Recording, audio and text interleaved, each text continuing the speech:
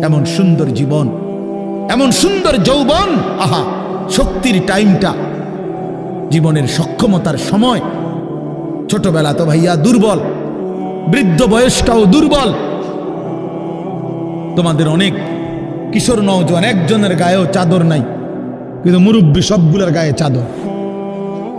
দেখো চাকায়া, এই চাচারা তো আমার সব পরিচিত চাচা। অর্থ হইল এই বৃদ্ধের এই দুর্বলতা তাকে চাদর গায়ে দিতে বাধ্য করেছে। তার শরীরে শীতের অনুভূতিটা বেশি, ঠিক কিনা বলেন নাকি? কিন্তু তোমরা নওজোয়ান, তোমাদের অধিকাংশ কারো গায়ে চাদর নাই। তোমরা দেখো ভাইয়া, আমার গায়ে কোনো চাদরই নাই। তাইলে বুঝাইতে চাইলাম এই শক্তির সময় যৌবন। যুবক চাইলে পাহাড় কাইটা সমান করতে পারবে, যুবক চাইলে সাগর নদী মাটি দিয়ে ভরাট করে দিতে পারবে। একটা এলাকার যুবক ছেলেরা যদি চায়, সবার হাতে হাতে মদের বোতল পৌঁছাই দিতে পারবে। একটা সমাজের ছেলেরা যদি চায়, সবার হাতে হাতে নামাজের মুসল্লাও তুলে দিতে পারবে। অতএব ছেলেরা, তোমরা যারা যুবক আয়োজন করছো, আমি তোমাদের উৎসাহ দেই, একটু আগাও, এখানে থাইমা যাইও না। একটা মাহফিল করছি, এক ফোটলা বিরিয়ানি খাওয়াই দিছি, খালাস না বন্ধু, একটু আগাও।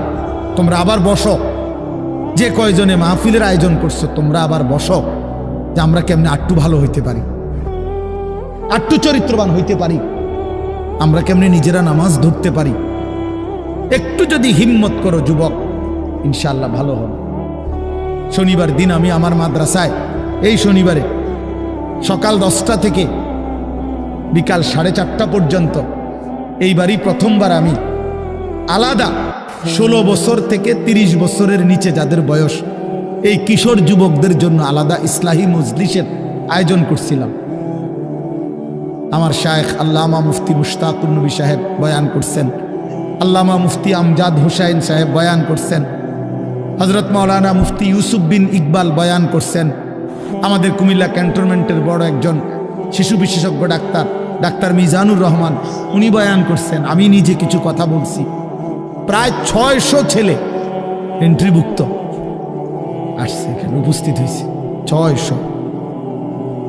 সন্দ্বীপে, চট্টগ্রামে আমরা প্রতি বছর সন্দ্বীপ যাই, সেখানে 4টা-5টা ছেলে ফজরের নামাজের জন্য, তারা বন্ধু কলেজের ছেলে, 4-5 জন ছেলে মাত্র।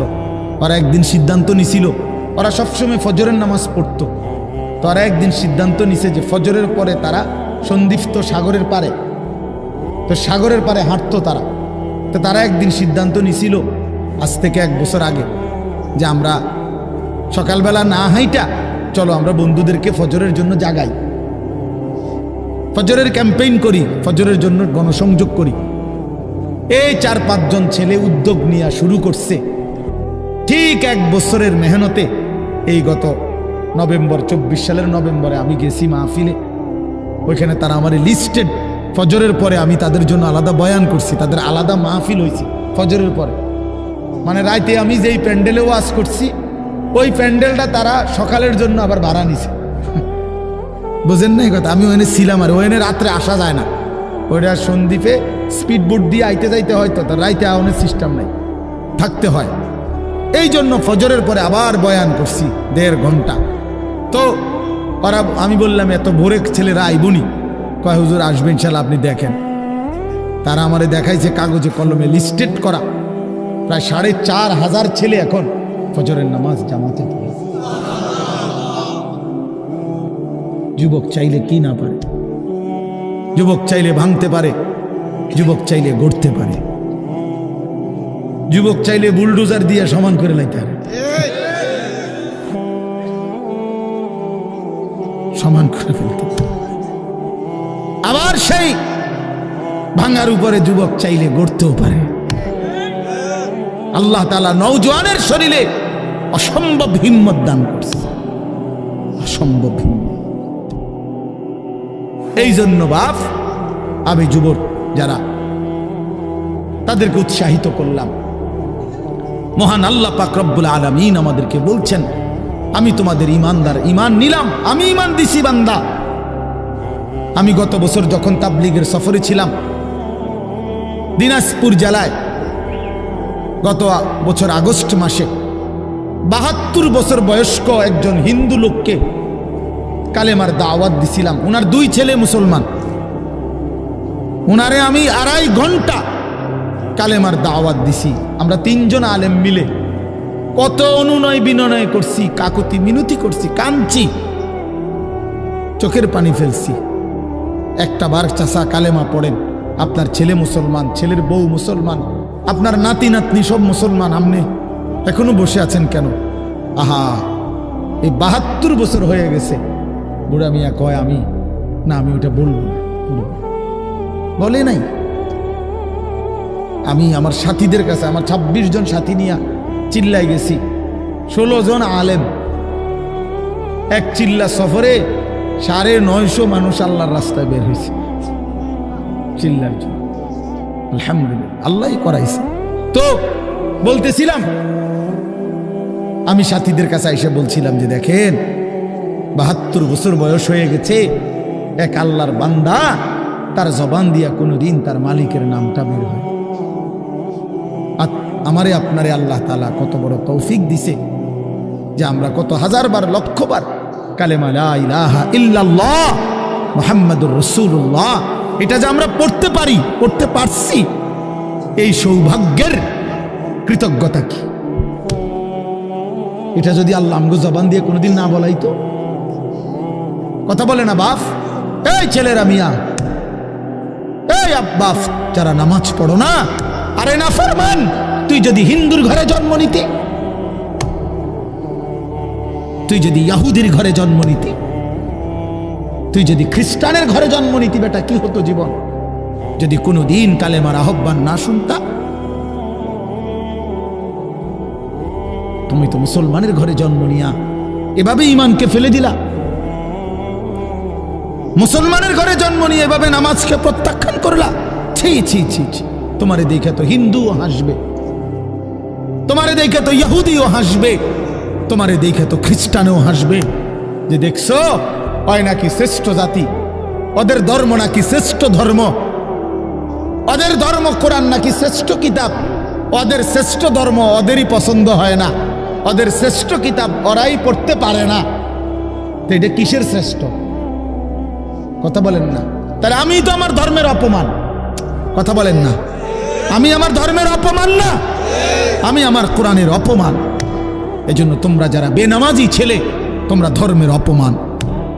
তোমাদের যাদের চুল বেঈমানের মতো, তোমরা মুসলমান ধর্মের অপমান। তোমাদের কারণে আমার ধর্ম লজ্জিত, তোমাদের কারণে ধর্ম বেইজ্জতি হয়েছে। তোমরা ইসলামকে অপমানিত করলা, আল্লাহকে অপমানিত করলা, আমার নবীর শ্রেষ্ঠতম 23 বছরের আদর্শকে তোমরা অপমানিত করলা। এই অপমানের বিচার আল্লাহ করবে, মনে রাখো, ছেড়ে দিবে না বাপ। আল্লাহ কোরআনে বলছে, বান্দা আমি 1 সেকেন্ড ছাড়বো না, আমি হিসাব নিব। তুমি আমারে কি মনে করছো বান্দা? বাদুগা খাওয়াইছি দেখে তুমি মনে করছো আমি মাতি না? হ্যাঁ, কিটা মনে করছো? এ পেশাব পায়খানার ভাত তুমি মনে করছো? আমি কিছুই বলবো না, কিছুই বলবো না। তুমি জানো না ফেরাউনকে শোয়াইছে কে? তুমি জানো না কারুনকে শোয়াই দিছে কে? তুমি জানো না নমরুদ সাদ্দাতকে নিশ্চিহ্ন করে দিয়েছে কে? তুমি শোনো নাই? তুমি আন্দাজ করো নাই আমি আল্লাহ কেমন?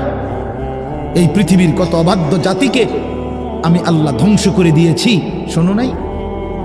কই, গোটা পৃথিবীর সমস্ত আধুনিক প্রযুক্তি থাকার পরেও তো বাবা আমেরিকার ওই বেঈমানরা, ক্যালিফোর্নিয়ার লস অ্যাঞ্জেলস তাদের একটি স্টেট আগুনে দাবানলে পুরে ছাই হয়ে গেছে। লক্ষ লক্ষ কোটি কোটি মিলিয়ন বিলিয়ন ডলারের এক এক বিল্ডিং।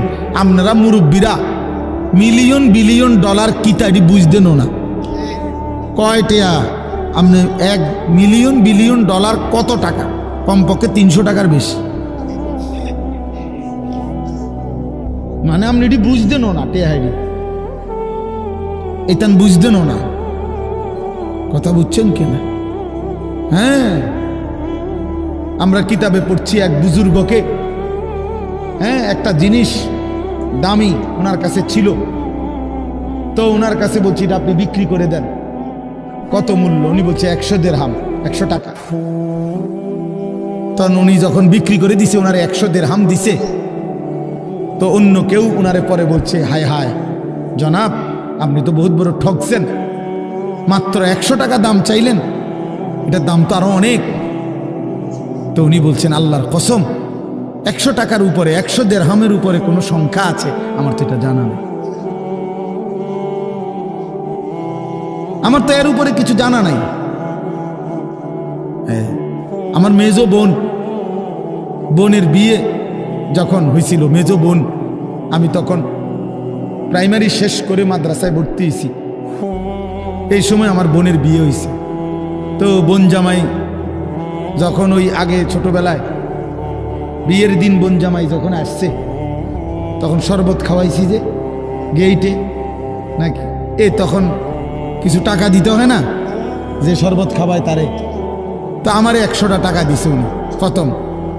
তো এগুলা নাকি ওনার কাছে আরো টাকা ছিল, তো এগুলো ওই আর একটু সাফাসাফি করলে আরো দেয়, আরো কিছু দেয়, না মানলে আরো দেয়, এমনি এমনি নিয়ম ছিল।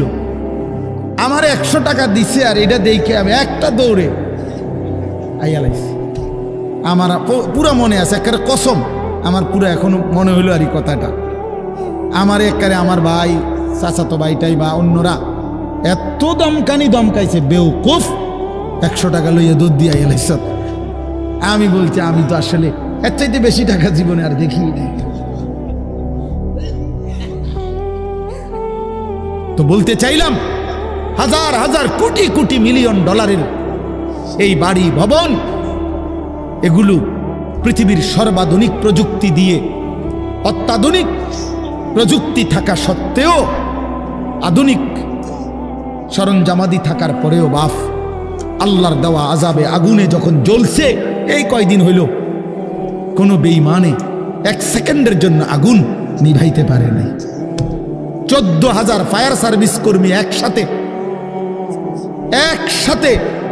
আপনার পানি দিছে, আরো বাড়ে, আগুন আরো বাড়ছে।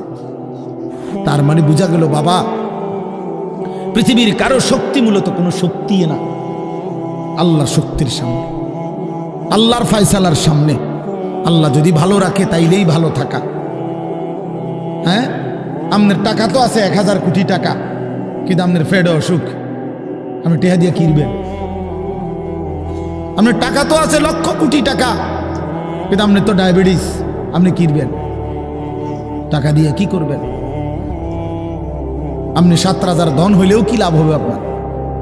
এই জন্য আমি অনুরোধ করছি, আমরা মুমিন, আল্লাহ আমাদেরকে বলছে এটাই কথা, সকলেই আল্লাহর কথা শুনবে এটা জরুরি না, এবং সবার সৌভাগ্য হবে এটাও জরুরি। আসমানের ফয়সালা, আল্লাহ তাআলার ফয়সালা। আল্লাহর কথা বলতে পারা এটাও সৌভাগ্য, শুনতে পারা এটাও সৌভাগ্য, ইন্তেজাম করতে পারা এটাও সৌভাগ্য। যালিকা ফাদলুল্লাহি ইউতিহি মান ইয়াশা। আল্লাহ তাআলা বলছেন এটা আল্লাহ তাআলার ফজল, অনুগ্রহ, দয়া, তিনি যাকে ইচ্ছে করেন দিয়ে থাকেন, তিনি যাকে ইচ্ছে। হযরতে বেলাল রাদিয়াল্লাহু তাআলা ওনার বাড়ি মক্কা মদিনা না, অনেক দূরে, কিন্তু উনি মুসলমান হয়েছেন, সাহাবী হয়েছেন। হযরতে হুযাইফা নবীজির সাহাবী, ওনার বাড়ি মক্কা মদিনা না, ইয়ামান, উনি মুসলমান হয়েছেন, সাহাবী হয়েছে। হযরতে সালমান, ওনার বাড়ি মক্কা মদিনা না, ওনার বাড়ি ইরান, পারস্য, তো উনি সেখান থেকে আল্লাহ আনাইছেন, উনি কালেমাওয়ালা হয়েছে। হযরত আবু হুরায়রা রাদিয়াল্লাহু তাআলা, বিখ্যাত সাহাবী, সবাই নাম জানে, আবু হুরায়রার নাম সবাই জানেন না? উনিও কিন্তু মক্কা মদিনার মানুষ না, উনি দাউস গোত্র, এটা অনেক দূরের, কিন্তু সেখান থেকে আল্লাহ ওনাকে আনাইয়া মুসলমান হয়েছেন, সাহাবী হয়েছেন। কিন্তু আবু জেহেল বাড়ির কাছে, আল্লাহর ঘর কাবার সবচেয়ে কাছে, সর্বপ্রথম বাড়ি যার কাবা ঘরের পরে আবু জেহেলের বাড়ি। জানেন এটা? আবু জাহেলের ঘরের আগে কারো ঘর নেই, কারো ঘর ছিল না। নবীজির ঘরও আরো পিছনে ছিল, সবার ঘর পিছনে। কাবা ঘরের সবচেয়ে নিকটতম প্রতিবেশী ছিল আবু জাহেল। তো কি হয়েছে? কিন্তু বদনসিব, আবুল আহাব কাছে ছিল, বঞ্চিত। এই জন্য এটা আসমানের ফয়সালা। এত কাছে থেকে বঞ্চিত হলো কেন? এত দূরের থেকে আসলো কেন? বুঝছেন না হিসাবটা? তাহলে মূলত ফয়সালাটা কার? ইউতিহি মান ইয়াশা। আল্লাহ বলছেন আমার অনুগ্রহ, আমার দয়া আমি যাকে ইচ্ছে করে দিয়ে থাকি, আমি যাকে ইচ্ছে করে দিয়ে থাকি। এই জন্য বললাম আর কি, আমি সবাই শুনতে পারবে, শুনবে এটা জরুরি না। আল্লাহ যাকে পছন্দ করে, ইচ্ছে করে, তাকে আল্লাহ তাআলা দ্বীনের বুঝ দান করে। হাদিসের মধ্যে আছে মাইয়ুরিদিল্লাহু বিহি খায়রান ইউফাক্কিহু ফিদ্দীন। আল্লাহ যার ভালো চান, কল্যাণ করতে চান, তাকেই আল্লাহ তাআলা দ্বীনের বুঝ দান করে, দ্বীনের বুঝ দান করে। নবীজি বলেন ইজা আরাদাল্লাহু বিআবদিন খায়রান ইস্তা'মালাহু। আল্লাহ যখন তার কোনো বান্দার ব্যাপারে ভালোর ফয়সালা করে, তো আল্লাহ তাআলা তাকে কাজে লাগান। সাহাবীরা জিজ্ঞেস করছে কিভাবে কাজে লাগায়? কাইফা ইস্তা'মিলুহু, হে আল্লাহ রাসূল, আল্লাহ তাকে কাজে লাগান কিভাবে? তো নবীজি বলেন ইউওয়াফিকুহু লিআমালিন ক্বাবলাল মাউত। আল্লাহ যাকে ভালো চান তাকে মৃত্যুর আগে আগে নেক আমল করার তৌফিক দান করেন। এটাই তারে কাজে লাগাইছে যে ঠিক আছে, তোমারে দিয়ে আমি আমার সিজদা দেওয়া, তোমারে দিয়ে আমি আমার ঘরের খেদমত নেব, তোমারে দিয়ে আমি আমার কোরআনের খেদমত নেব। আল্লাহ তাকে আমলের তৌফিক দিয়ে থাকেন। তাইলে এই জন্য বললাম, এটা সব সময় মনে রাখবে, আল্লাহর দেওয়া তৌফিক ছাড়া বান্দা নামাজ পড়তে পারে না। বাত আল্লাহ সবাইকে খাওয়ায়, সেজদা আল্লাহ সবাইকে দিয়ে দেওয়ায় না। দুনিয়ার প্রয়োজন আল্লাহ সকলের প্রয়োজন পূরণ করে। জন্তু, জানোয়ার, কুকুর, বিড়াল, সাপ, বিচ্ছু, কাফের, মুশরিক, বেঈমান, নাস্তিক, মুরতাদ, এদের সকলের দুনিয়াবি প্রয়োজন আল্লাহ পূরণ করে। এই খানা পিনা, পেশাব পায়খানা, হ্যাঁ জরুরত, এগুলো তো আল্লাহ তাআলা জন্তু জানোয়ারেরও পূরণ করে। কিন্তু সেজদা, আল্লাহর গোলামি, আল্লাহর ইবাদত সবাইকে দিয়ে আল্লাহ করায় না। আল্লাহ যাকে পছন্দ করে, ইচ্ছে করে, তাকেই আল্লাহ তাআলা তার দ্বীনের জন্য কাজে লাগায়, আল্লাহর ইবাদতের তৌফিক দান করে। এই জন্য এটা সবসময় মনে রাখতে হবে। নবী সাল্লাল্লাহু আলাইহি ওয়াসাল্লাম দোয়া করতেন যে আল্লাহ আমার ইবাদত, আপনার ইবাদত সুন্দরভাবে করার জন্য আপনি আমারে সাহায্য করেন। আপনি সাহায্য না করলে হবে না, আপনি তৌফিক না দিলে হবে না। আল্লাহুম্মা লা মানিআ লিমা আ'তাইত। আপনি দিলে বাধা দিবে কে? আপনি না দিলে দিবে কে? আপনাকে বাদ দিয়ে কারো কোনো চেষ্টায় কি লাভ হবে? কোনো লাভ হবে না। এই জন্য এটা অনেক বড় ইহসান, আল্লাহ তাআলার দয়া। আল্লাহ যাকে পছন্দ করে, ইচ্ছে করে, দয়া করে, আল্লাহর ইচ্ছা হয়, আল্লাহ তাকে কোরআন পড়তে দেয়, দ্বীন মানতে দেয়, আল্লাহকে সেজদা করতে দেয়। আর এমনি বাকিদেরকে আল্লাহ খাওয়ায়, পড়ায়। এটা একটা কমন ব্যাপার। আল্লাহ তাআলা বলছেন আমি অনুগত অবাধ্য সবাইকেই খাওয়াই। কাফের, মুশরিক, বেঈমান, কারো রিজিক দুনিয়াবি আমি আটকাই না। এই জন্য আল্লাহ তাআলা ফেরাউনকেও রিজিক দিছে, মুসা নবীকেও রিজিক দিছে না? নমরুদকেও রিজিক দিছে, ইব্রাহিম আলাইহিস সালামকেও রিজিক দিছে। আল্লাহ তাআলা আবু জেহেল, আবু লাহাবকেও রিজিক দিছে, নবী সাল্লাল্লাহু আলাইহি ওয়াসাল্লামকেও রিজিক দিছে। তাহলে দুনিয়ার প্রয়োজন সকলের পূরণ করছে, সকলের। কিন্তু আখিরাত সমান না, আখিরাত ভিন্ন। আখিরাত শুধুই ঈমানদারের। পরকালের সুখ, শান্তি, নিয়ামত শুধুই ঈমানদারের, শুধুই সেজদাওয়ালার। কোরআন শরীফে আছে আল্লাহ তাআলা বলবে কুলু ওয়াশরাবু হানিআম বিমা কুনতুম তা'মালুন। আমার বান্দা বিগত জীবন দুনিয়াতে যে আমল করছো তার বিনিময়ে আজকে জান্নাতে খাও, পান করো, ওগুলোর বিনিময়।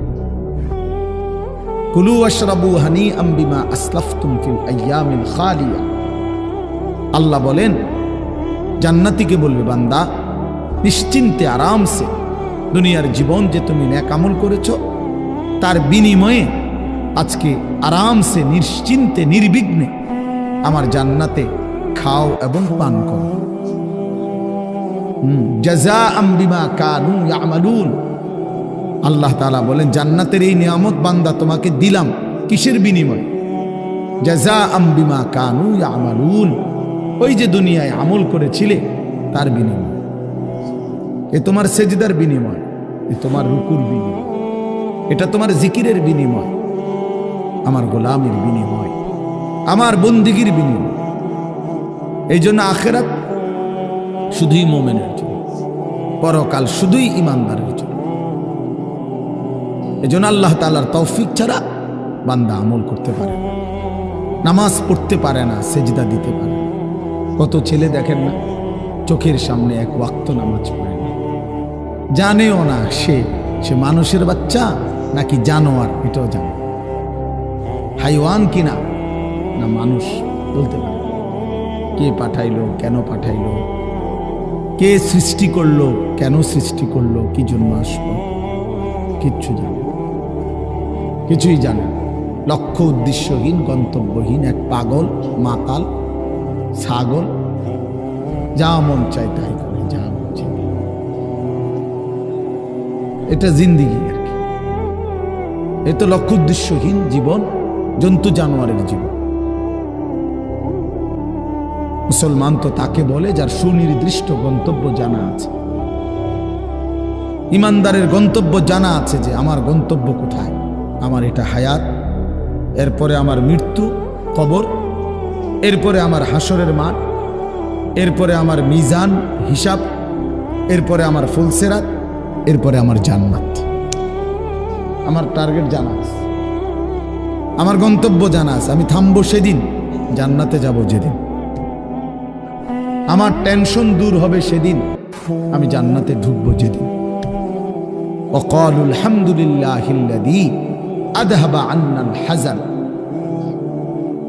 কোরআনুল কারীমের মধ্যে আছে, আল্লাহ তাআলা বলেন, জান্নাতি বান্দা জান্নাতে ঢুকে বলবে, আল্লাহ আপনার প্রশংসা করছি, আজকেই আমার চিন্তা পেরেশানি জীবনের তরে শেষ হলো। আজ আমি জান্নাতে ঢুকলাম, এবার আমি নিশ্চিন্ত হলাম, নিশ্চিন্ত হলাম, আর কোনোদিন এই জান্নাত থেকে বের হতে হবে। আল্লাহ তাআলা বলছেন, আর কখনোই এখান থেকে বের হইতে হবে না। খালিদিনা ফিহা আবাদা, চিরস্থায়ী। চলেন বাপ, এই জন্য বললাম নিজেদের ছেলে, নিজেদের মেয়ে, নিজেরাও ইনসাফের সাথে ভাইবেন যে আপনি আখিরাত চিনেন কিনা। আপনার ছেলে মেয়েগুলো যেই জীবন পরিচালনা করতেছে, এতে কি মনে হয়, এতটুকু আন্দাজ করা উচিত যে আমার ছেলে আসলে আখিরাত চিনে কিনা, আমার ছেলের সামনে কোনো গন্তব্য আছে কিনা, নাকি এই মোবাইল, নারী, ছবি, জিনা, ব্যভিচার, মদ, জুয়া, নাচ, গান, উলঙ্গ দৃশ্য, হালাল হারামের কোনো বাজ বিচার নাই, পাক নাফাকের কোনো বাজ বিচার নাই, লজ্জা শরম হায়া কিচ্ছু নাই। যখন যা মন চায় খাইতেছে, হ্যাঁ, যা মন চায় তাই করতেছে। তো এই খামখেয়ালি জীবন, যখন যা মন চায় তাই, হালাল হারাম, জায়েজ না জায়েজের জীবন, যার পার্থক্য নাই, আল্লাহ তাআলা কোরআনে বলছে তার উদাহরণ হলো ফামাসালুহু কামাসালিল কাল, কুত্তার মতো। হ্যাঁ, এটা কোরআন শরীফের আয়াত। ওই জীবন কুত্তার জীবন, কুকুরের জীবন। এই জন্য আমি সবসময় এটা বুঝি, বেনামাজির জিন্দেগি কুত্তার জিন্দেগি। এই ফজরের নামাজ না পড়ে যে জানোয়ারগুলো ঘুমায় থাকে, এগুলা কুকুরের জিন্দেগি। খালাস। এই সুদখোরগুলো যে জিন্দেগি কাটায়, এগুলো কুকুরের জিন্দেগি। এই হারামখোরগুলো যে জীবন কাটায় এটা জানোয়ারের জীবন। কোরআন শরীফের আয়াত এটা। ওয়াত্তাবাআ হাওয়াহু ফামাসালুহু কামাসালিল কালব। আল্লাহ বলছে মনের ইচ্ছা মতো যে চলে, আল্লাহর হুকুমের পরোয়া করে না, হালাল হারাম এর পার্থক্য যে মানে না, আল্লাহ বলছে তার উদাহরণ কামাসালিল কালব, কুত্তার মতো, কুকুরের মতো। ইন তাহমিল আলাইহি ইয়ালহাস আও তাতরুকহু ইয়ালহাস। আল্লাহ বলছে কুকুরের স্বভাব, দৌড়ানি দিল জিব্বা লম্বা করে হাঁফায়, ছেড়ে দিল দাঁড়ায়া দাঁড়ায়া জিব্বা লম্বা করে হাঁফায়, জিব্বা লম্বা করে হাঁফায়, এমন করে। এ কুকুরের স্বভাব। পেলেও অতৃপ্ত, না পেলেও অতৃপ্ত, থাকলেও অশান্তি, না থাকলেও অশান্তি। কারণ হারাম করছে, নাফরমান যে, আল্লাহর অবাধ্য যে, পাক নাফাক, হালাল হারাম, যার কাছে সুদ আর ব্যবসা একই রকম মনে হয়, সে কি মানুষ নাকি? যার কাছে আপন বউ পরের মহিলা সমান মনে হয়, নিজের বউও দেখে, মানুষের বেডিও দেখে, তো তার কাছে কি কোনো হালাল হারামের পার্থক্য আছে কি? তো সে জানোয়ার না তো জানোয়ার কি? সে জানোয়ার না তো জানোয়ারটা কে? তাই বলে, ইনসাফের কথা বলে, নাহলে বিচারে কোন কি কয়? এই জন্য এটা সবসময় মনে রাখবেন, জওয়ান হন আর বুড়া হন, আমি হই আর আপনি হন, হালাল হারামের পার্থক্য যার মধ্যে নাই, কুকুরের মধ্যে কোনো হালাল হারামের পার্থক্য নাই, কুকুরের মধ্যে পাক নাফাকের কিছু নাই, কারণ যেহেতু সে জানোয়ার। কিন্তু মানুষ যে ইনসান, তার সৃষ্টিগত সত্তার মধ্যে হালাল হারামের অনুভূতি থাকতে হবে। মুসলমান তাকেই বলবে যার মধ্যে জায়েজ না জায়েজের পার্থক্য আছে, হালাল হারামের অনুভূতি আছে, পাক নাফাকের অনুভূতি আছে। কোরআনুল কারীমে আল্লাহ তাআলা এটা বলছেন। এজন্য নবীজি বলছেন আল হালালু বাইয়িন ওয়াল হারামু বাইয়িন। যেটা হালাল এটা স্পষ্ট, যেটা হারাম এটাও স্পষ্ট। নবীজি বলেন আমি অন্ধকারে রেখে যাই নাই উম্মতকে, একটা সেকেন্ডের জন্য আমি আমার উম্মতকে আড়ালে রেখে যাই নাই, সব কিছু আমি স্পষ্ট বলেছি। হালাল গুলোও পরিষ্কার করে দিছি, হারাম যা তাও স্পষ্ট করে দিয়েছি। 24 ঘন্টার যাবতীয় কর্মকাণ্ড আমি আল্লাহ স্পষ্ট করে দিয়েছি। ওই দেখেন ওই অপদার্থ ছেলেটার দিকে দেখেন, এক নজরে মোবাইলের দিকে তাকায় রয়েছে, কারে বলে কি ওয়াজ করে এর কোনো খবর। এটা ধরে রাখছে মোবাইল, এক নজর একদিকে খালা।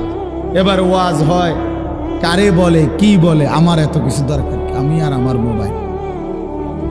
এই জিন্দেগি, এই ছেলে পেলেদের আকসারের জীবন। 24 ঘন্টা পৃথিবীতে তার একটাই জিনিস, সেটা হলো একটা মোবাইল। এটাই তার মা, এটাই তার বাবা, এটাই তার আত্মীয়, এটাই তার স্বজন। মোবাইলেই হাসে, মোবাইলেই কাঁদে, মোবাইলেই আবেগ, মোবাইলেই অনুভূতি, সব কিছু জীবনের মোবাইলটা। কোত্থেকে আসলো, কে বানাইলো, কে সৃষ্টি করলো, কেন পাঠাইলো, কে আমারে বানাইলো, আমি কোত্থেকে আসলাম, কেন রাত হয়, কেন দিন হয়, আমার কোনো দায়িত্ব আছে কিনা আমার আল্লাহর পক্ষ থেকে, কিচ্ছুর কোনো সামান্যতম বুঝ বুদ্ধি আকল দিমাগ কিচ্ছু। 365 দিন, এক বছরে কোনো দিন নামাজ পড়ে না, তারও কিছু মনে পড়ে না, কেউ তারে মনে করাইও দেয় না। কই তার বাপ কেডা, তার মা কি, কেউ একটু বলেও না যে কিরে বাপ তুমি যে এক ওয়াক্ত নামাজ পড়ো না, তুমি মুসলমানের বাচ্চা হইলা কেন, তুমি মানুষের বাচ্চা হইলা কেন। তার মা একটা বার বলে না, মা এ কেমন, সন্তানই কেমন। আমার খুব আফসোস লাগে, এটা খুব আফসোস। মাঝে মাঝে মনটা চায় যে কি আসলে কি মুসলমান এত পাষাণ হইল কেমন? বাপে কেমন, সন্তানেই কেমন, মাই কেমন, মেয়েটাই কেমন। কেউ পর্দা করেন, মাও বেপর্দা, মেয়েও বেপর্দা। বাপ ফুজি ছেলে মেয়ে সবাই মিলে টেলিভিশন চায়, একসাথে নাচ গান নর্তকীর ছবি নাটক সিনেমা দেখতেছে। ছি ছি ছি ছি! কত নিকৃষ্ট মুসলমান, কত বেশরম বেহায়া নির্লজ্জ হইলে এত বড় বেশরম হইতে পারে? আত্মমর্যাদা, আত্মসম্মান,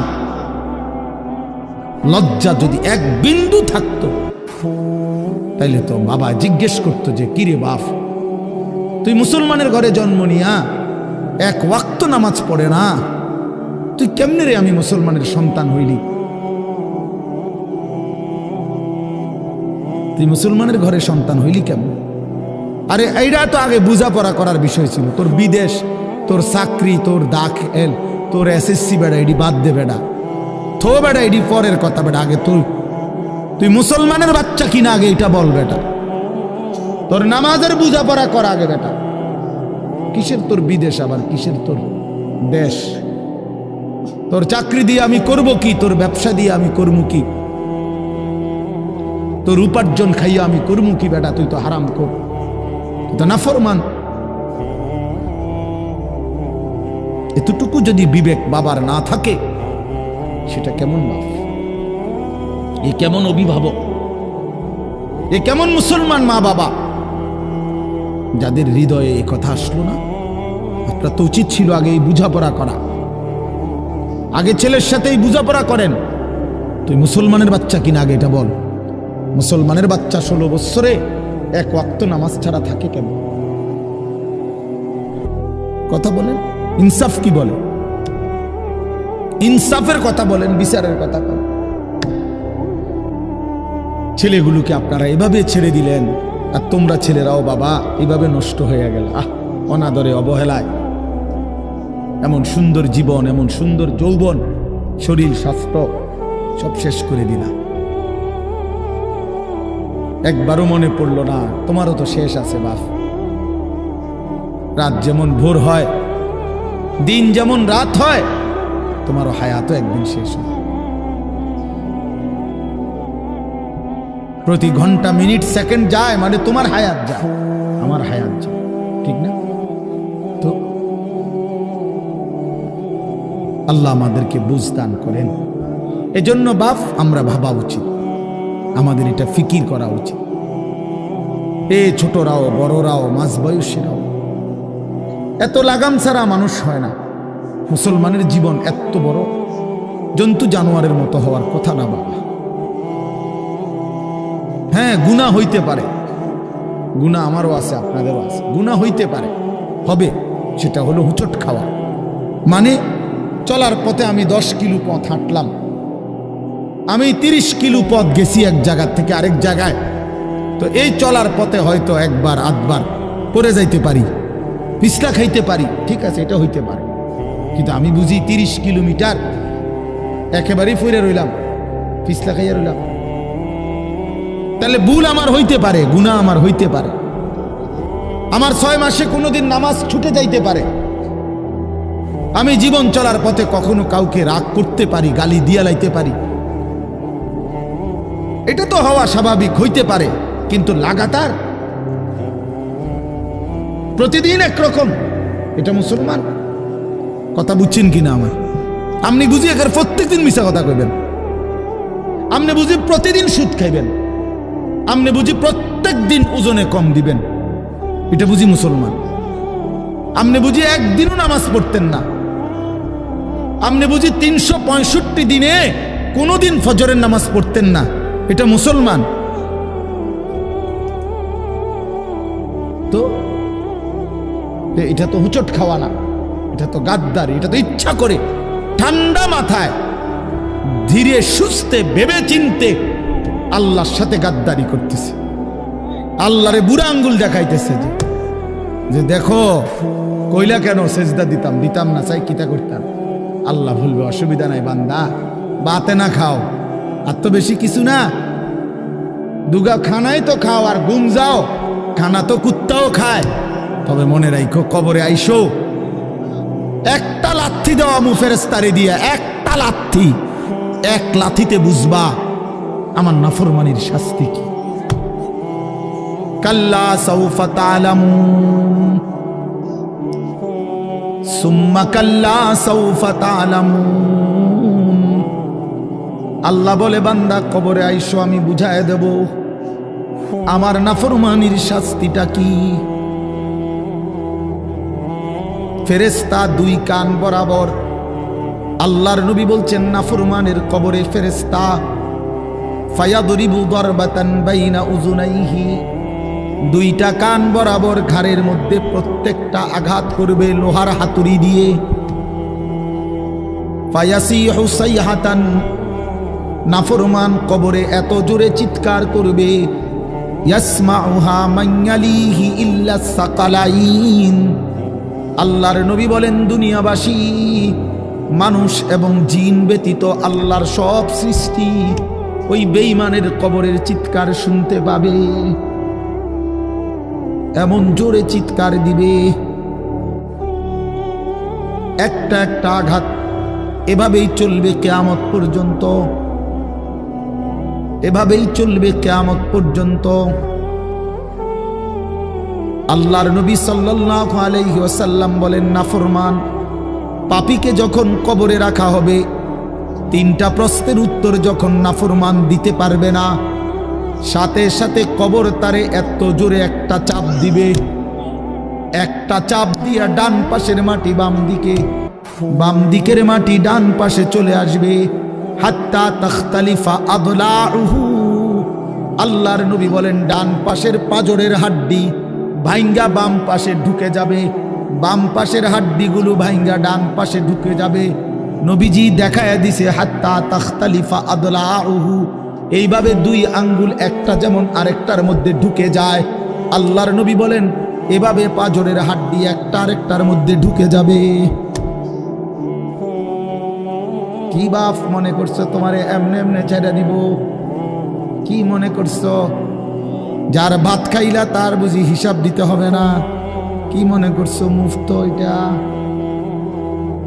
হ্যাঁ, কার পানি পান করেছো, কার ভাত খেয়েছো, কার আসমান, কার জমিন, কার চন্দ্র, কার সূর্য ব্যবহার করেছো বান্দা? কার এটা? তোমার আব্বার?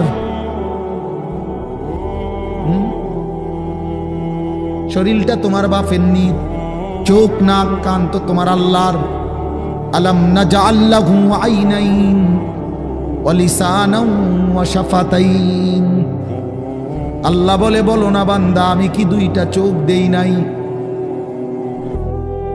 ওহ বাবা কথা কই, আমি কি জিহ্বাটা দেই নাই? আমি কি দুইটা ঠোঁট দেই নাই? তো উত্তরে কি বলবেন যে না দেন নাই? কি বলবেন? কথা বলেন। এই কথা বলার হিম্মত আছে কারো যে আল্লাহ আপনি চোখ দেন নাই, আপনি ঠোঁট দেন নাই? কারো সাহস আছে কিনা এটা বলার? তাইলে আল্লাহই তো দিয়েছেন। আলাম নুসিহ জিসমাকা, হাদিসে আছে নবীজি বলেন আল্লাহ জিজ্ঞেস করবে হাসরের মাঠে বান্দা বলো না আমি কি তোমার শরীরটা সুস্থ রাখি নাই?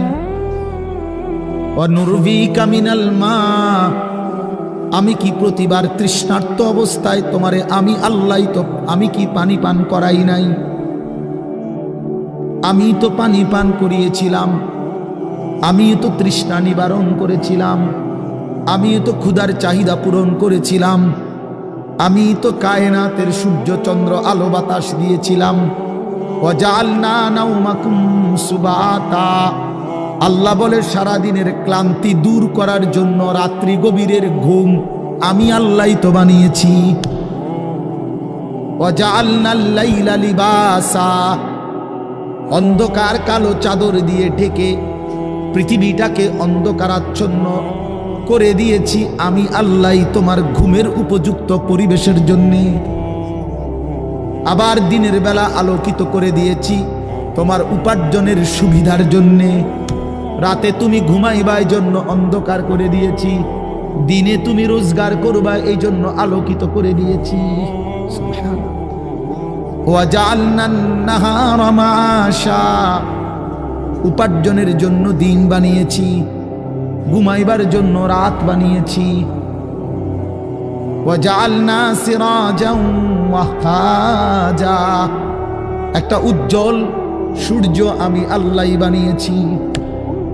وأنزلنا من المعصرات ماء ثجاجا, জমাট বাঁধা মেঘ থেকে আমি আল্লাহ অঝোর ধারায় বৃষ্টি নামিয়েছি। এই জমিনটাকে সিক্ত নরম করেছি, ছোট্ট ছোট্ট ছিদ্র বানিয়েছি। তোমার অনাদরে ফেলে দেওয়া দানা আমি আল্লাহ কুদরতি স্বয়ংক্রিয় মেশিন দিয়ে আমি আল্লাহ জমিনের নিচে আমি নিয়ে এসেছি।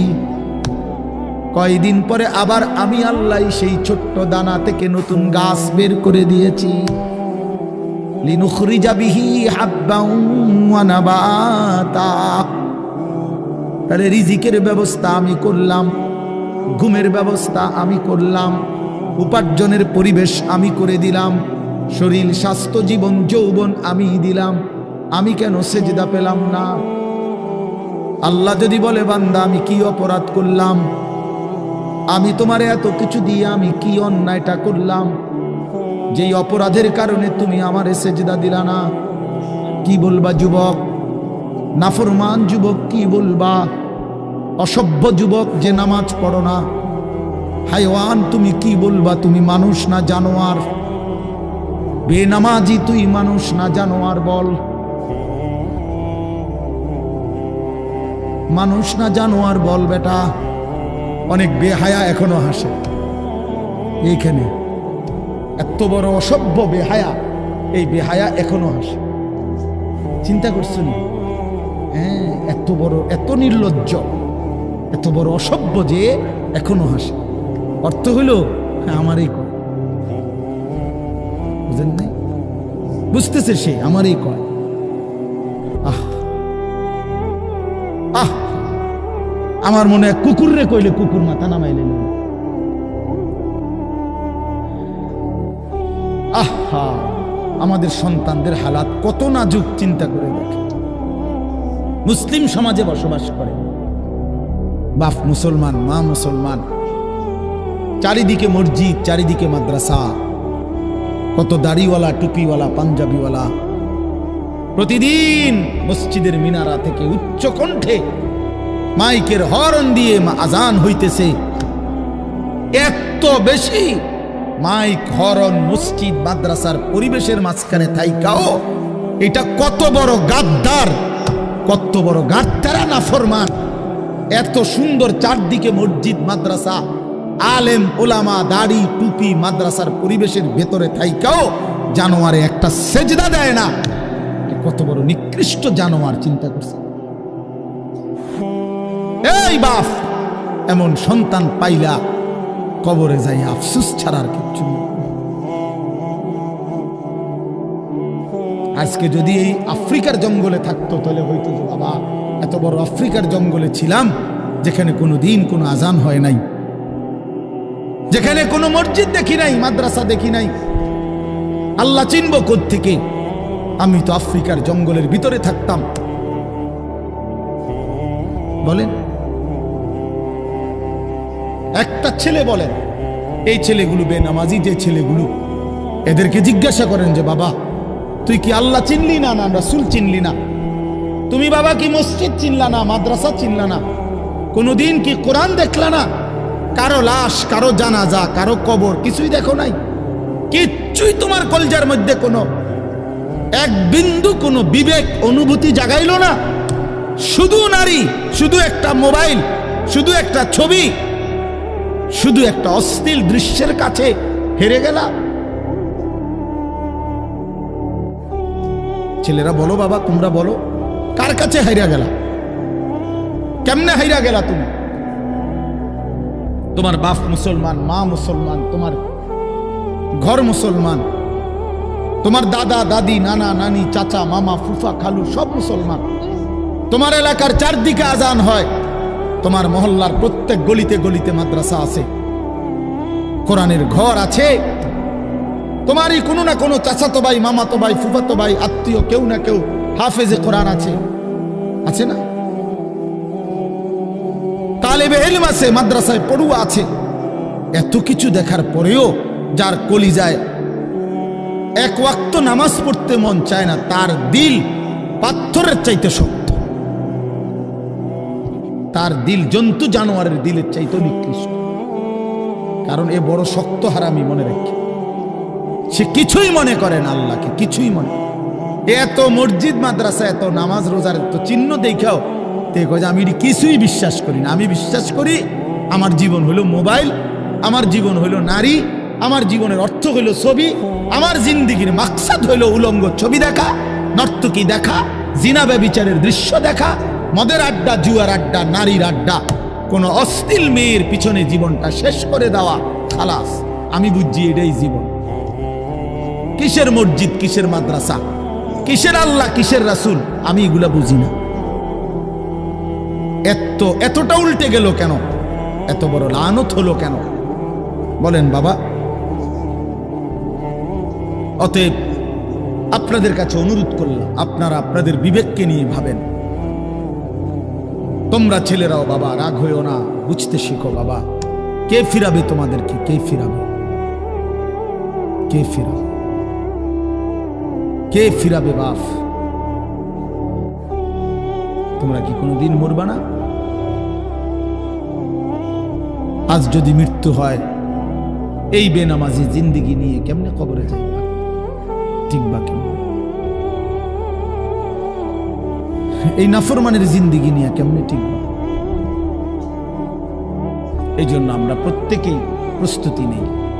যদি ভাবতে শিখি, বুঝি, সামান্য অনুভূতি জাগে, তাহলে এই অনুভূতিটাকে কাজে লাগাবার, একটা জনের গুনাহ মাফ করে নতুন করে নিজেকে আল্লাহর ইবাদত, ঈমান, আমলের দ্বারা সজ্জিত করার একটা শ্রেষ্ঠতম সিজন, মৌসুম আসতেছে। সেটা হলো মাহে রমজান। মাহে রমজান বড় বেশি সুযোগ আসতেছে। আল্লাহ যদি দয়া করে হায়াত দেয়, তো পিছনের সব গুনাহ মাফ করিয়ে নতুন সাজে নিজেকে সজ্জিত করার, আখিরাতের রঙে রঙিন করার, জান্নাতের রঙে নিজেকে গড়ে তোলার এক শ্রেষ্ঠতম মাস মাহে রমজান। রমজান মানে অন্য কিছু, রমজান মানে ভিন্ন কিছু। রমজান মাসে মানে নিজেকে বদলানোর মাস, রমজান মানে নিজেকে পরিবর্তনের মাস, রমজান মানে নিজেকে আখিরাতের রঙে রঙিন করার মাস, রমজান মানে আল্লাহ তাআলার মহব্বতে, রাসূলুল্লাহ সাল্লাল্লাহু আলাইহি ওয়াসাল্লামের মহব্বতে ডুবে যাওয়ার মাস। এটা আমাদের সামনে। আল্লাহ আমাদের জন্য রমজানের হায়াত ভিক্ষা দান করেন। আল্লাহ যেন আমাদের সকলকে রমজান পর্যন্ত পৌঁছিয়ে দেন। এই আয়াত দেখেন, আল্লাহ তাআলা বলছেন, ইয়া আইয়ুহাল্লাযীনা আমানু, হে ঈমানদারগণ, কুতিবা আলাইকুমুস সিয়াম, তোমাদের উপরে রোজা ফরজ করা হলো, কামা কুতিবা আলাল্লাযীনা মিন ক্বাবলিকুম, যেমনটা ফরজ করা হয়েছিল তোমাদের পূর্ববর্তীগণের উপর, মানে পূর্বের ঈমানদার উম্মতদের উপর। কেন ফরজ করা হলো রোজা? উদ্দেশ্য কি? আমি আল্লাহর, লাআল্লাকুম তাত্তাকুন, যেন তোমরা মুত্তাকি হতে পারো, মুত্তাকি হইতে পারো, আল্লাহ ভীরু হইতে পারো। আর মুত্তাকি হলে কি লাভ হবে? উইদ্দাত লিল মুত্তাকিন, আল্লাহ বলে জান্নাত বানানোই হয়েছে মুত্তাকিদের জন্য। মুত্তাকি হবে তো জান্নাতি হবে, জান্নাতি হবে। এই আয়াতটার অল্প একটু কথা, আমি এই আয়াতটাই পড়ছি, সূরা বাকারার 183 নম্বর আয়াত, দ্বিতীয় পারা, দ্বিতীয় সূরা। এটার উপর আর একটু কথা বললে আমার কথা শেষ। আমরা আমাদের যদি পরিবর্তন চাই, পরিবর্তনের সুযোগ মাহে রমজান। আমরা যদি আখিরাত সাজাইতে চাই, আমাদের জন্য শ্রেষ্ঠ সুযোগ মাহে রমজান। আমরা যদি ঘুরে দাঁড়াইতে চাই, আমাদের জন্য শ্রেষ্ঠ সুযোগ মাহে রমজান। মাহে রমজান, আল্লাহ নাফরমানির এই জিন্দিগি আমি ছেড়ে দেব, আপনার রঙে রঙিন হব, তাইলে শ্রেষ্ঠতম সুযোগ মাহে রমজান। মাহে রমজানের মধ্যে অসম্ভব শক্তি আছে, মাহে রমজানের মধ্যে অসম্ভব পাওয়ার আছে।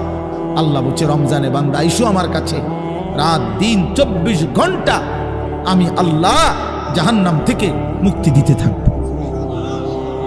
ওয়াতাখাউ মিনান নার, জাহান্নাম থেকে মুক্তি দেব, সারা রাত মুক্তি দেব, সারা দিন মুক্তি দেব। রমজানের প্রতি ঘন্টা, প্রতি মিনিট, প্রতি সেকেন্ড হীরা মণি মুক্তা জহরতের চাইতেও কোটি গুণ বেশি দাম, কোটি গুণ বেশি দাম। আল্লাহ তাআলা সেই মহিমান্বিত রমজান আমাদের সামনে আনতেছেন। আর মাত্র 18-19 দিনও বাকি নাই। এই অল্প কয়টা দিন বাবা, আমাদের উচিত রমজানের জন্য অধীর আগ্রহে মহব্বতের সাথে আল্লাহর কাছে হায়াত ভিক্ষা চাওয়া, যে আল্লাহ এত কাছে আইনা মৃত্যু দিয়েন না, কবরে নিয়েন না, আর কয়টা দিন হায়াত দেন, রমজান পর্যন্ত পৌঁছিয়ে দেন। আল্লাহুম্মা বারিক লানা ফি রাজাব ওয়া শাবান ওয়া বাল্লিগনা রমাদান। আল্লাহ তাআলা বলেন, ইয়া আইয়ুহাল্লাযীনা আমানু। দেখেন এই একটি আয়াতে আল্লাহ 4টা কথা বলছে। একটা হলো হে ঈমানদারগণ, 2 নাম্বার হলো তোমাদের উপরে রোজা ফরজ করা হলো, 3 নাম্বার হলো যেমনটা ফরজ করা হয়েছিল পূর্ববর্তীদের উপরে, 4 নাম্বার হলো যেন তোমরা মুত্তাকি হতে পারো। কয়টা কথা হলো? এই 4টা কথার আমি 4টা আলগা সংক্ষিপ্ত একটু ব্যাখ্যা বলি। 1 নাম্বার হলো হে ঈমানদারগণ, এটা আল্লাহ আমাদেরকে ডাক দিয়েছেন। তাফসীরের মধ্যে আছে আদম আলাইহিস সালাম থেকে নিয়ে আমাদের নবী পর্যন্ত, ইতিপূর্বে আমাদের নবীর আগে যত নবী পৃথিবীতে আল্লাহ পাঠাইছেন, ওই নবীদের উপরে যারা ঈমান আনছিল, ওই নবীদের আমলে তাদের কাউকে কোনোদিন আল্লাহ তাআলা এই শব্দ দিয়ে হে ঈমানদারগণ, ইয়া আইয়ুহাল্লাযীনা আমানু বলে ডাক দেন নাই। আগে সর্বপ্রথম আমাদের নবী, আখিরি নবী, আল্লাহর বন্ধু, আমাদের নবীর ভালোবাসায় আল্লাহ তাআলা বলছে, বন্ধু বিগত কোন নবীর ঈমানদার উম্মতকে আমি যেই শব্দে ডাকি নাই, এই প্রথম আপনার ভালোবাসায় আপনার ঈমানদার উম্মতকে আমি ইয়া আইয়ুহাল্লাযীনা আমানু এই নতুন শব্দে ডাক দিলাম। হে ঈমানদারগণ, হে ঈমানদার তোমরা আমার। তাফসীর ইবনে কাসিরের মধ্যে আছে, যে ঈমানদার সে আল্লাহর বন্ধু, যে মুমিন সে কার বন্ধু? আল্লাহর বন্ধু। আল্লাহর বন্ধু, মুমিনের বন্ধু আল্লাহ, আল্লাহর বন্ধু মুমিন, আল্লাহর বন্ধু মুমিন। এই জন্য তাফসীরে লিখছে হে ঈমানদারগণ, এই কথার আরেকটা তর্জমা এটা, হে আমার বন্ধুগণ। আল্লাহ যেন ডাক দিয়া বলছে, হে আমার বন্ধুগণ, তোমরা আমার বন্ধু, তোমরা আমার। আমি বানাইছি বহু জনেরে, তোমরা বানাইছি আমার জন্য, আমার জন্য। তোমরা আমার, তোমরা আমারে মেনে নিয়েছ, তোমরা আমার কালেমা পড়েছ, তোমরা আমার রাসূলকে মেনে নিয়েছ, অতএব তোমরা আমার। তোমাদের কালেমা লা ইলাহা ইল্লাল্লাহ মুহাম্মাদুর রাসূলুল্লাহ, এটা আমি গ্রহণ করলাম, গ্রহণ করে আমি নিলাম। এই জন্যই আমি তোমাদেরকে ডাক দিই। তুমি বলছো আমি এনে ভর্তি অমুক, ওই যে আমারে মোহাম্মদে বলছে, তার ছোট ভাই হাফেজ মুশাররফ কয় আমার আজকে বললো যে হুজুর ভর্তি করামু আপনার মাদ্রাসায়, তো কি কোন সময় আমু, ফরম নিয়ম কানুন কি? আমি এত কথা তোমার দরকার কি, হাতে ভর্তি হইব সারছে তো আর কি। তার মানে আমি বলতে চাইছি তারে কি বুঝাইলাম, তোমার এত নিয়ম কানুনের দরকার কি, আমি তারে নিলাম, খালাস আমি ভর্তি নিলাম। তাইলে অর্থ হইল আল্লাহ তাআলা বলছেন, বান্দা তোমার কালেমা আমি নিলাম, তোমার ঈমান আমি নিলাম, এজন্য আমি তোমারে মুমিন বলে ডাক দিলাম। আল্লাহ কাউকে নিজের করে ডাক দেওয়া, খোদার কসম, এটা তার জীবনের সবচেয়ে বড় পাওয়া। যদি দিল থাকতো তাইলে আমরা বুঝতাম। এক এমপি সাহেব যদি কারো নাম নেয়, এক মন্ত্রী সাহেব কারো নাম নেয়, আর তারে যদি কেউ আইয়া কয় আজকে তো মন্ত্রী সাহেবের কাছে গেছিলাম আর উনি তোমার নাম নিছে, তোমার কথা ভালো কইছে, বাবা হেতে বেটা তো মানে ঠ্যাঙালগি দিয়ে আটটা লেবে। হ্যাঁ বাইতাইয়া ঘরে বেড়ি কথাবার্তা সাবধান কও, আগের মতো নাই, যেরুম মনে করছে এরুম না। কি কিছে মন্ত্রী সাহেব আজকেও আমার নাম রয়েছে, জিঙ্গাও মানে সে এটাকে খুব গৌরবের মনে করবে, ঠিক না বলেন না কেন? সবার কাছে ঘুরে ঘুরে বলার চেষ্টা করবে আমি কিন্তু মন্ত্রীর পরিচিত। হাদিসের মধ্যে আছে এক সাহাবী উবাই ইবনে কাব রাদিয়াল্লাহু তাআলা আনহু, সাহাবীদের মধ্যে নবীজির সবচেয়ে সুন্দর কোরআন শরীফ পড়তেন যিনি, ওনার নাম হলো উবাই ইবনে কাব। তো এই উনি নবীজি একদিন উনাকে বলছেন এই সাহাবীকে যে উবাই এদিকে আসো, তুমি আমারে কোরআন শরীফ পড়ে শোনাও। বুঝছেন? তখন ওই সাহাবী একটু লজ্জিত হয়ে বলতেছি, ইয়া রাসূলুল্লাহ, আমি আপনার সামনে কোরআন পড়বো?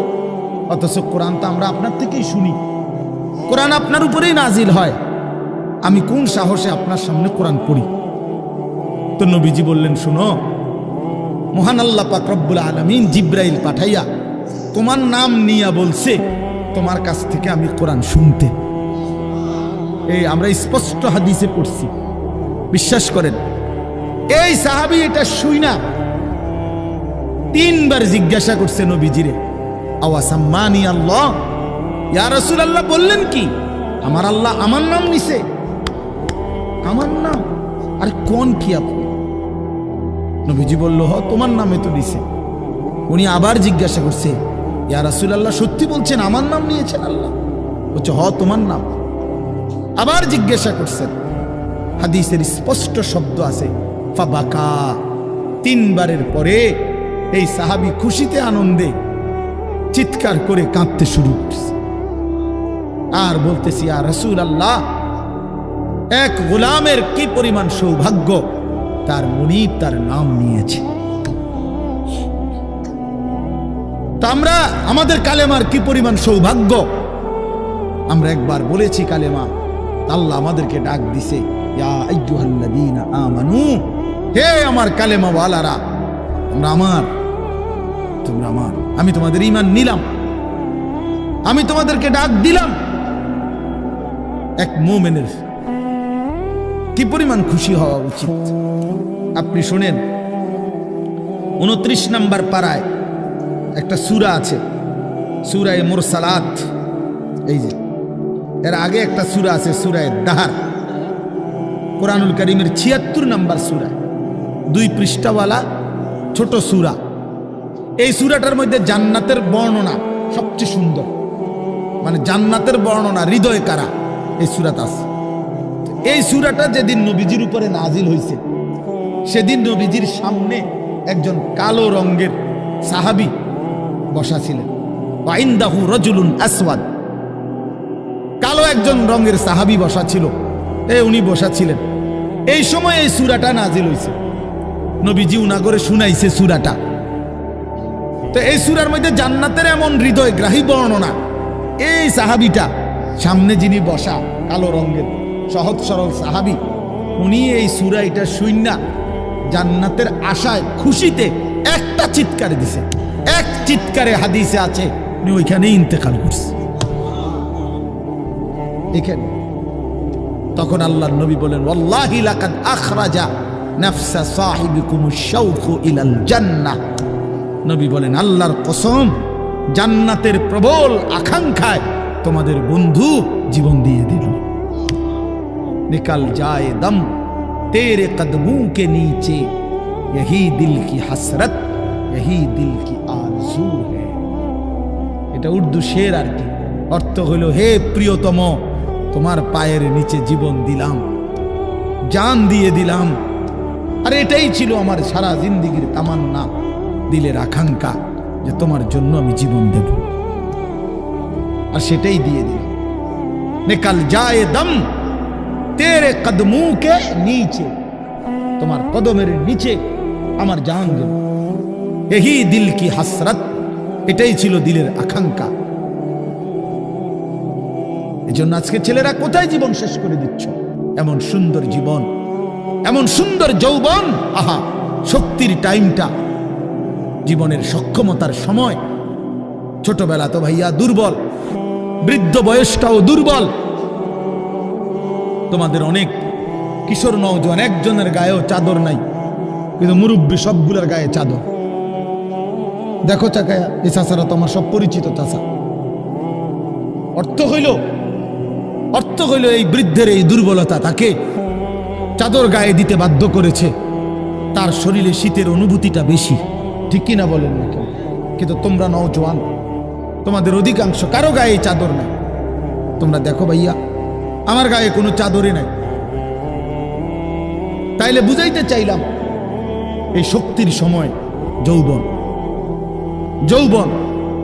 যুবক চাইলে পাহাড় কাইটা সমান করতে পারবে। যুবক চাইলে সাগর নদী মাটি দিয়ে ভরাট করে দিতে পারে। একটা এলাকার যুবক ছেলেরা যদি চায়, সবার হাতে হাতে মদের বোতল পৌঁছাই দিতে পারবে।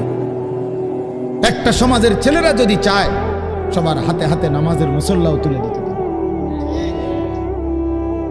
অতএব ছেলেরা, তোমরা যারা যুবক আয়োজন করছো, আমি তোমাদের উৎসাহ দেই, একটু আগাও, এখানে থাইমা যাইও না। একটা মাহফিল করছি, এক ফোটলা বিরিয়ানি খাওয়াই দিছি, খালাস না বন্ধু, একটু আগাও। তোমরা আবার বসো, যে কয়জনে মাহফিলের আয়োজন করছো তোমরা আবার বসো, যে আমরা কেমনে আটটু ভালো হইতে পারি, আটটু চরিত্রবান হইতে পারি, আমরা কেমনে নিজেরা নামাজ ধরতে পারি। একটু যদি হিম্মত করো যুবক, ইনশাআল্লাহ ভালো হবে। শনিবার দিন আমি আমার মাদ্রাসায়, এই শনিবারে সকাল 10টা থেকে বিকাল 4:30 পর্যন্ত, এইবারই প্রথমবার আমি আলাদা 16 বছর থেকে 30 বছরের নিচে যাদের বয়স, এই কিশোর যুবকদের জন্য আলাদা ইসলাহি মজলিসের আয়োজন করছিলাম। আমার শায়েখ আল্লামা মুফতি মুশতাকুর নবী সাহেব বয়ান করছেন, আল্লামা মুফতি আমজাদ হুসাইন সাহেব বয়ান করছেন, হযরত মাওলানা মুফতি ইউসুফ বিন ইকবাল বয়ান করছেন, আমাদের কুমিল্লা ক্যান্টনমেন্টের বড় একজন শিশু বিশেষজ্ঞ ডাক্তার মিজানুর রহমান, উনি বয়ান করছেন, আমি নিজে কিছু কথা বলছি। প্রায় 600 ছেলে এন্ট্রিভুক্ত আসছে, উপস্থিত হয়েছে 600। সন্দ্বীপে, চট্টগ্রামে আমরা প্রতি বছর সন্দ্বীপ যাই, সেখানে 4টা-5টা ছেলে ফজরের নামাজের জন্য, তারা বন্ধু কলেজের ছেলে, 4-5 জন ছেলে মাত্র। ওরা একদিন সিদ্ধান্ত নিছিল, ওরা সবসময় ফজরের নামাজ পড়তো, তো ওরা একদিন সিদ্ধান্ত নিছে যে ফজরের পরে তারা সন্দ্বীপ তো সাগরের পারে, তো সাগরের পারে হাঁটতো তারা। তো তারা একদিন সিদ্ধান্ত নিছিল আজ থেকে 1 বছর আগে, যে আমরা সকালবেলা না হাইটা চলো আমরা বন্ধুদেরকে ফজরের জন্য জাগাই, ফজরের ক্যাম্পেইন করি, ফজরের জন্য গণসংযোগ করি। এই 4-5 জন ছেলে উদ্যোগ নিয়ে শুরু করছে। ঠিক 1 বছরের মেহনতে এই গত নভেম্বর, 24 সালের নভেম্বরে আমি গেছি মাহফিলে, ওইখানে তারা আমার লিস্টেড। ফজরের পরে আমি তাদের জন্য আলাদা বয়ান করছি, তাদের আলাদা মাহফিল হয়েছে ফজরের পরে। মানে রাতে আমি যেই প্যান্ডেলে ওয়াজ করছি, ওই প্যান্ডেলটা তারা সকালের জন্য আবার ভাড়া নিছে। বুঝেন না এই কথা? আমি ওখানে ছিলাম, আর ওখানে রাত্রে আসা যায় না, ওইটা সন্দ্বীপে স্পিড বোট দিয়ে আইতে যাইতে হয়, তো রাইতে আওয়ানোর সিস্টেম নেই, থাকতে হয়। এই জন্য ফজরের পরে আবার বয়ান করছি 1.5 ঘন্টা। তো ওরা, আমি বললাম এত ভোরে ছেলেরা আইবনি, কয় হুজুর আসবে ইনশাল্লাহ, আপনি দেখেন। তারা আমারে দেখাইছে কাগজে কলমে লিস্টেড করা, প্রায় 4,500 ছেলে এখন ফজরের নামাজ জামাতে। যুবক চাইলে কি না পারে, যুবক চাইলে ভাঙতে পারে, যুবক চাইলে গড়তে পারে, যুবক চাইলে বুলডোজার দিয়ে সমান করে লাইতে পারে, সমান করে ফেলতে। আবার সেই ভাঙার উপরে যুবক চাইলে গড়তেও পারে। আল্লাহ তাআলা নওজোয়ানের শরীরে অসম্ভব হিম্মত দান করছে, অসম্ভব হিম্মত।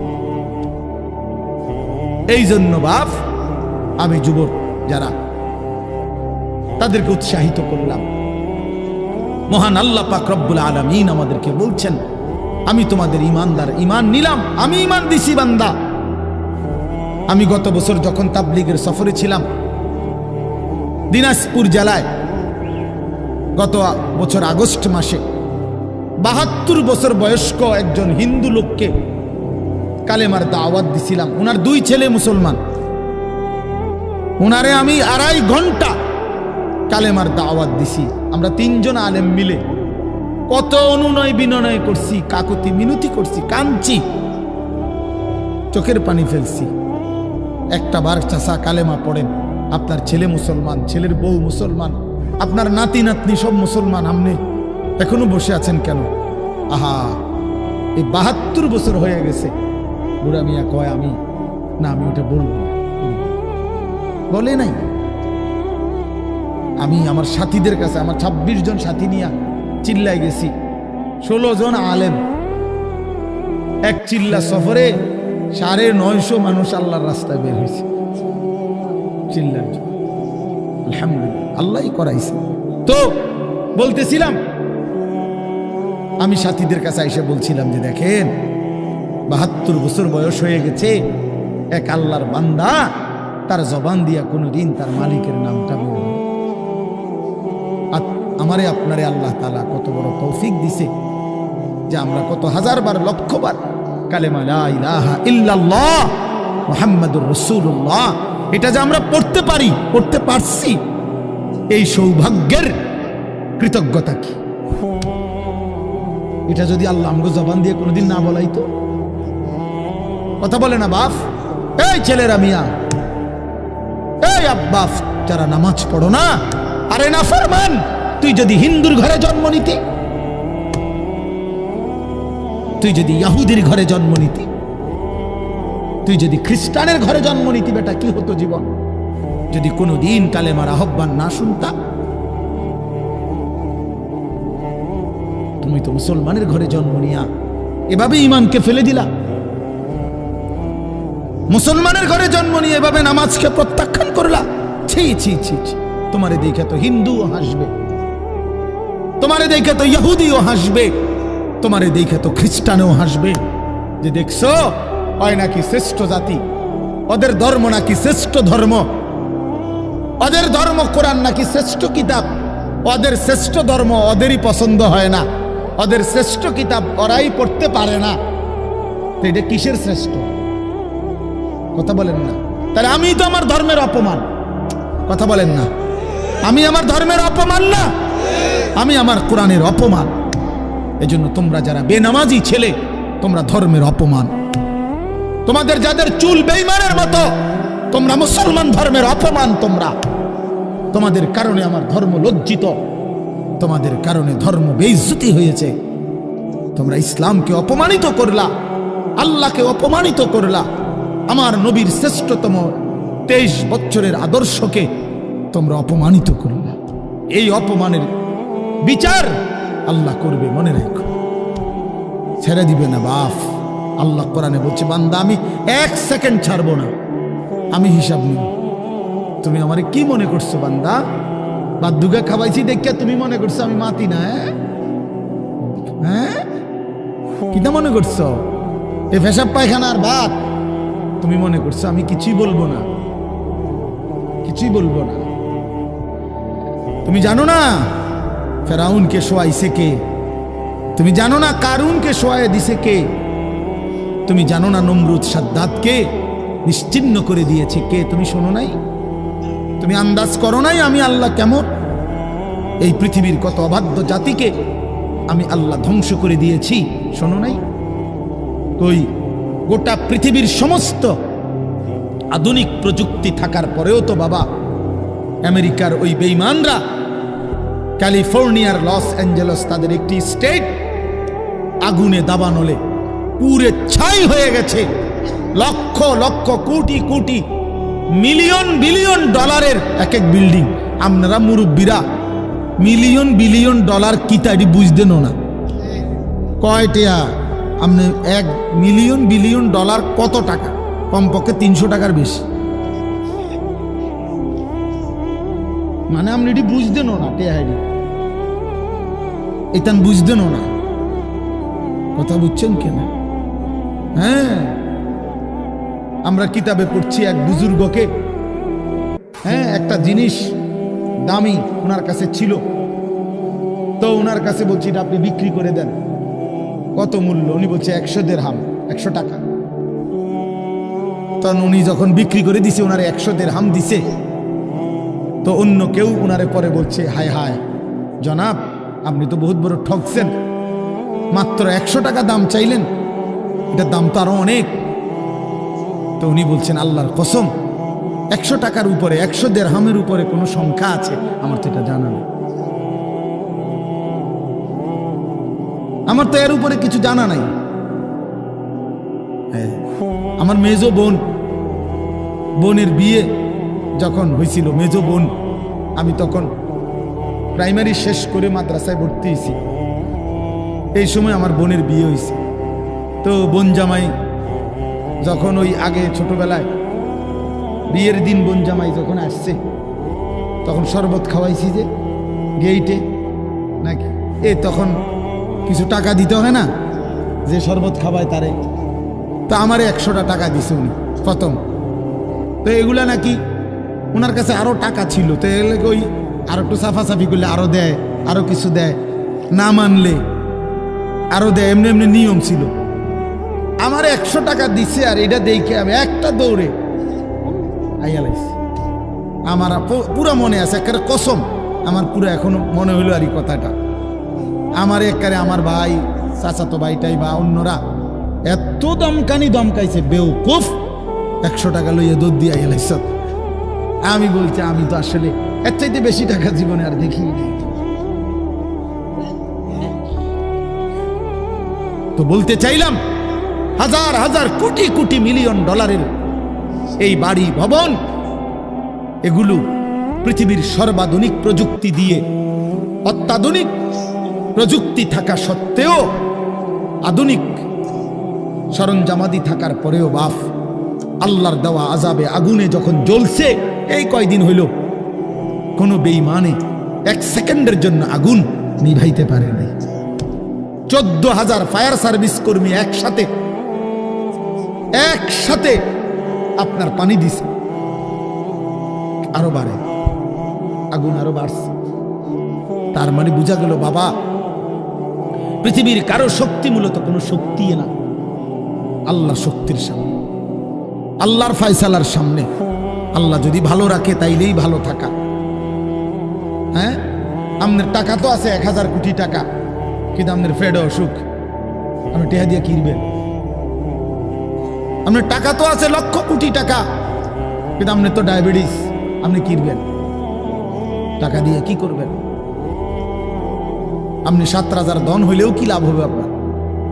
এই জন্য আমি অনুরোধ করছি, আমরা মুমিন, আল্লাহ আমাদেরকে বলছে এটাই কথা, তোমাদের উপরে আমি রোজা ফরজ করলাম, তোমরা আমার হুকুম মানো, তোমরা আমারে মানো বান্দা।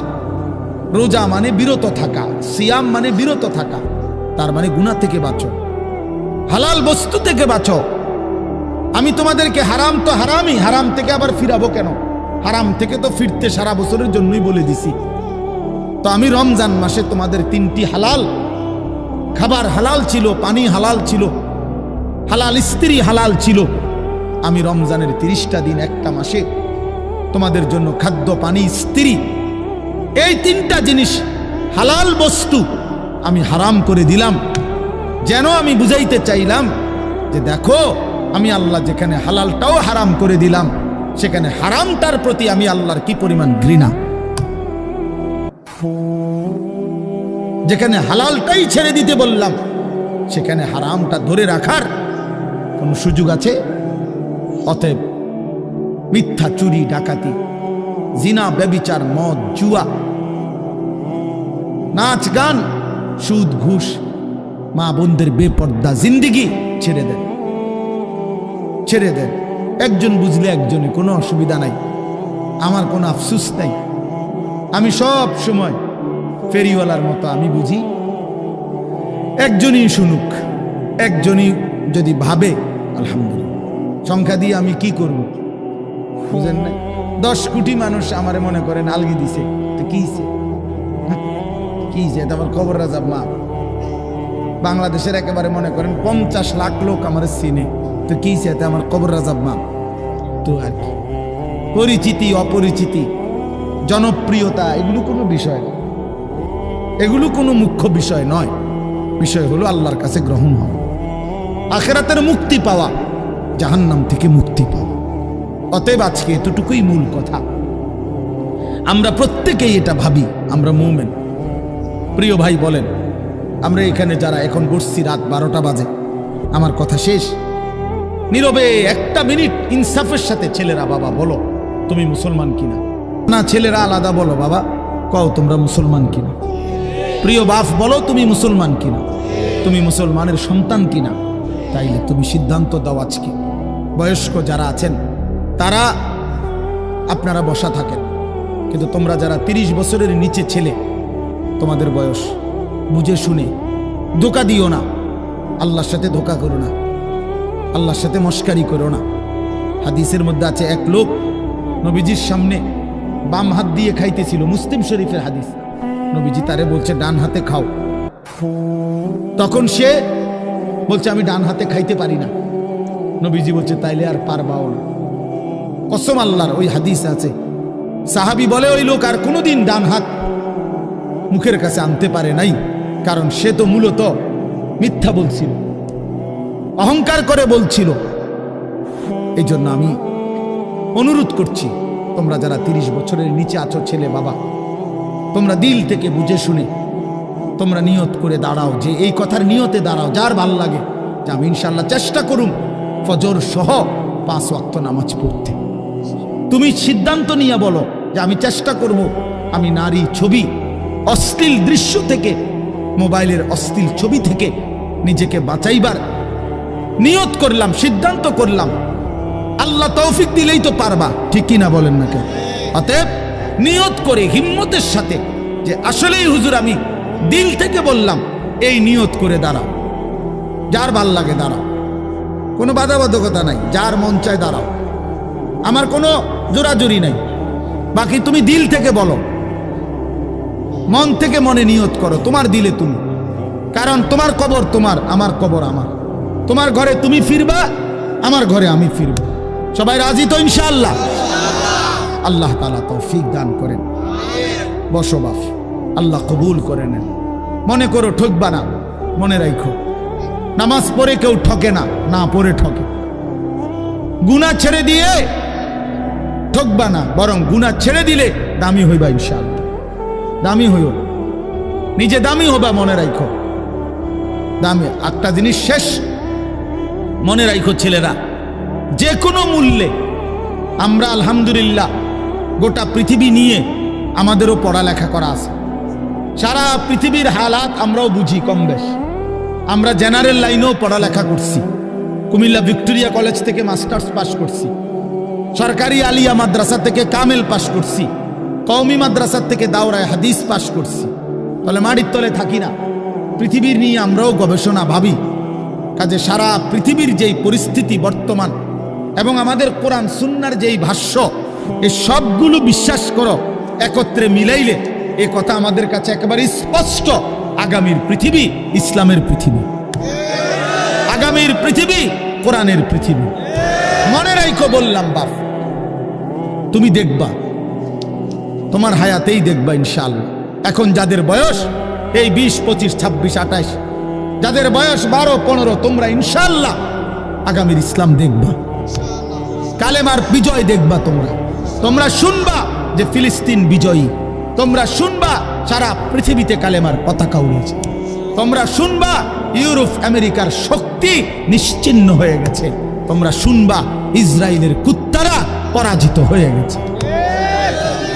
সেদিন বুঝবা ইমানদারি দামি, সেদিন বুঝবা চরিত্রবান ছেলেটাই দামি, সেদিন বুঝবা নামাজি ছেলেটাই দামি।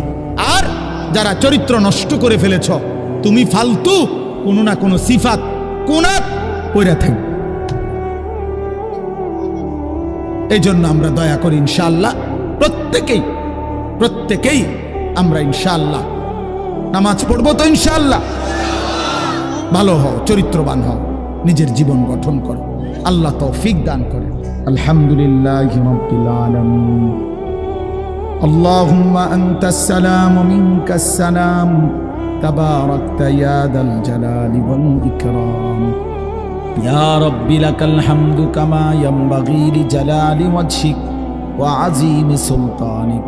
ওয়া সাল্লি আলা মুহাম্মাদিন কামা হুয়া আহলুক وافعل بنا خيرا كما أنت شانك يا أرحم الراحمين يا أرحم الراحمين يا أرحم الراحمين ربنا ظلمنا أنفسنا وإن لم تغفر لنا وترحمنا لنكونن من الخاسرين ربنا آتنا في الدنيا حسنة وفي الآخرة حسنة وقنا عذاب النار ربنا لا تزغ قلوبنا بعد إذ هديتنا وهب لنا من لدنك رحمة إنك أنت الوهاب ربنا وآتنا ما وعدتنا على رسلك